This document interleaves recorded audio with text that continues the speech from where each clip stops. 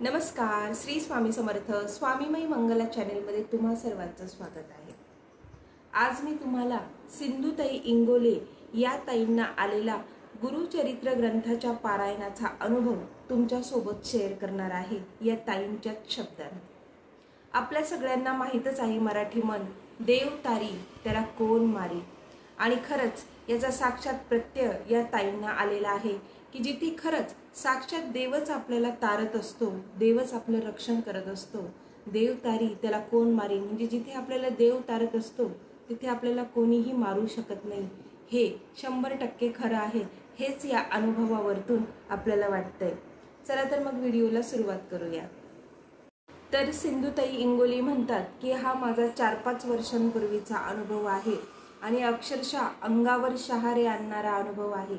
ताई सांगतात की मला महाराजांचे इतके सारे अनुभव आलेले आहे की मी महाराजांच्या अनुभवाचं एक पुस्तक देखील लिहिलं तर ते सुद्धा कमी पडेल, इतके सारे अनुभव मला स्वामी समर्थ महाराजांचे आलेले आहेत।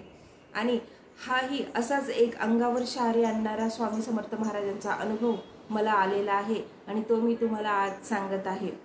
ताई सांगतात की दत्त जयंतीचा सप्ताह चालू होता आणि त्यावेळेस मी, माझे पती आणि माझा धाकटा भाऊ आम्ही तिघेही जण गुरुचरित्र ग्रंथाच्या पारायणाला बसलेलो होतो।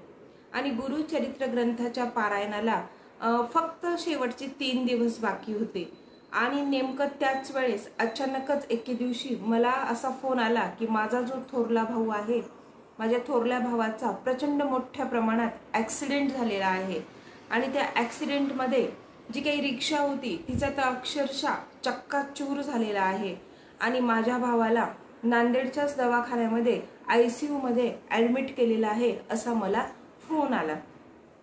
हे ऐकून आम्ही म्हणजे खूप घाबरलो आणि मग मी महाराजांना त्या क्षणी नारळ अर्पण केलं आणि महाराजांना मनोमन अशी प्रार्थना केली की महाराज काही करा पण माझ्या भावाला तुम्हीच वाचवा आता, अशी महाराजांना मनोमन प्रार्थना केली। आणि तिथे जी काही रक्षा होती ती रक्षा मी माझ्या सोबत घेतली आणि घाईघाईने आम्ही नांदेडला दवाखान्यामध्ये ICU मध्ये माझ्या भावाला भेटण्यासाठी गेलो। तिथे मग आम्हाला डॉक्टर भेटले माझ्या भावाचे आणि त्यांनी मला सांगितलं की ताई तुमच्या भावाला खूप म्हणजे मोठी जखम झालेली आहे डोक्याला आणि ती जखम इतकी मोठी आहे की तुम्ही अक्षरशः म्हणजे हाताचे हे जे बोटं आहेत आपले, हे बोटं जरी लावले तुम्ही तरी तुमचे ते बोटं विधभर मध्ये जातील, त्यांच्या जखमेच्या मध्ये जातील, इतक्या मोठ्या प्रमाणात तुमच्या भावाला जखम झालेली आहे। आणि त्याच्यामुळे डॉक्टर असे सांगत होते की म्हणजे त्यांचे चान्सेस खूप कमी आहे वाचण्याचे आणि समजा ते वाचले तरी त्यांची जी स्मृती आहे माझ्या भावाची तो स्मृती पूर्णपणे गमावून बसेल असं डॉक्टरांनी आम्हाला सांगितलं। आणि हे ऐकून तर आम्ही मग अजूनच जास्त घाबरून गेलो आणि मग मी मनात माझा स्वामी समर्थ महाराजांचा धावा मात्र माझा चालूच होता। त्याचबरोबर कुठेतरी मनात एक असं वाटत होतं की आपण गुरुचरित्र पारायणाला बसलेलो आहोत, काहीतरी पॉझिटिव्ह मला वाटत होतं की नाही यातून माझा भाऊ नक्की बरा होणारच असं मला सतत वाटतच होतं।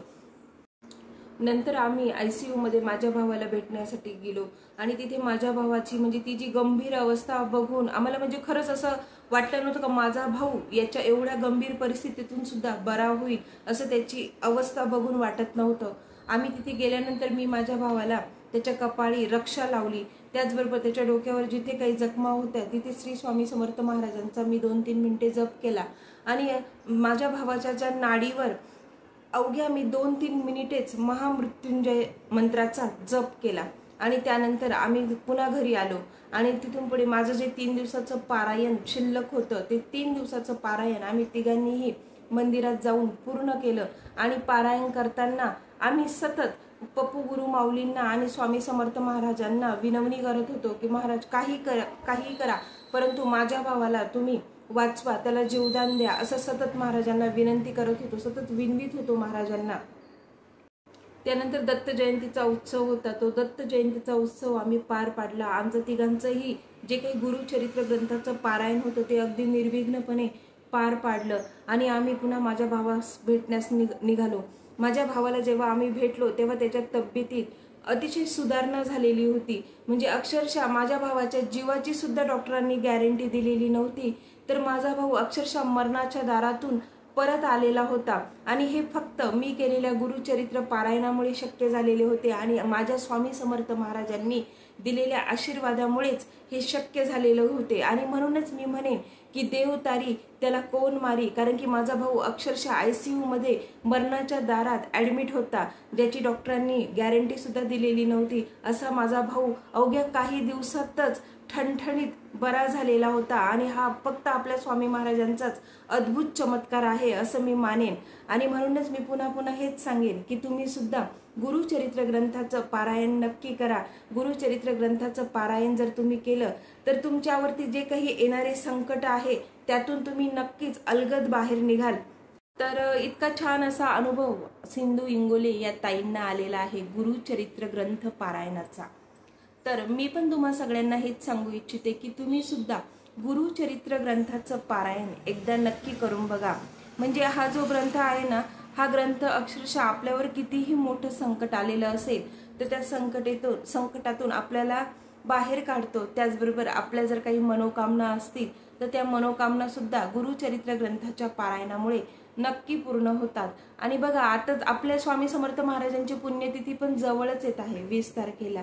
तर त्याचं औचित्य साधून जर तुम्ही 7 दिवसाचं गुरुचरित्र ग्रंथाचं पारायण केलं तर खरंच तुमच्या ज्या काही मनोकामना असतील तर त्या नक्की पूर्ण होतील। तर मी तुम्हाला हेच सांगते की जास्तीत जास्त तुम्ही स्वामी सेवा करा। आपल्या स्वामी समर्थ महाराजांचे रोज 3 अध्याय आणि 11 माळी श्री स्वामी समर्थ महाराजांचा जप करा। आणि त्यासोबत आता महाराजांची पुण्यतिथी येते, त्या निमित्ताने सुद्धा तुम्ही गुरुचरित्र ग्रंथाचं पारायण नक्की करून बघा आणि अनुभव घेऊन बघा। तर असा ह्या ताईंना इतका छान अनुभव आलेला आहे। जर तुमच्या सुद्धा जर काही स्वामी सेवेविषयी समस्या असतील, प्रश्न असतील, आर्थिक, आरोग्याच्या, शैक्षणिक, तर तुम्ही कमेंटमध्ये नक्की विचारू शकता। तुमच्या कमेंटला आपल्या गुरुमाऊलींचे प्रभावशाली उपाय दिले जातील की जे केल्याने नक्कीच तुम्हाला फायदाच होईल। तसंच जर तुम्हाला आजचा हा व्हिडिओ आवडला असेल तर व्हिडिओला लाईक नक्की करा। त्यासोबतच आपल्या स्वामी समर्थ महाराजांसाठी कमेंटमध्ये श्री स्वामी समर्थ असे नक्की लिहा। चॅनेलला सबस्क्राईब करा आणि बेल आयकॉनला क्लिक करा, म्हणजे माझे यापुढीलही व्हिडिओ तुमच्यापर्यंत येऊन पोहोचतील। श्री स्वामी समर्थ।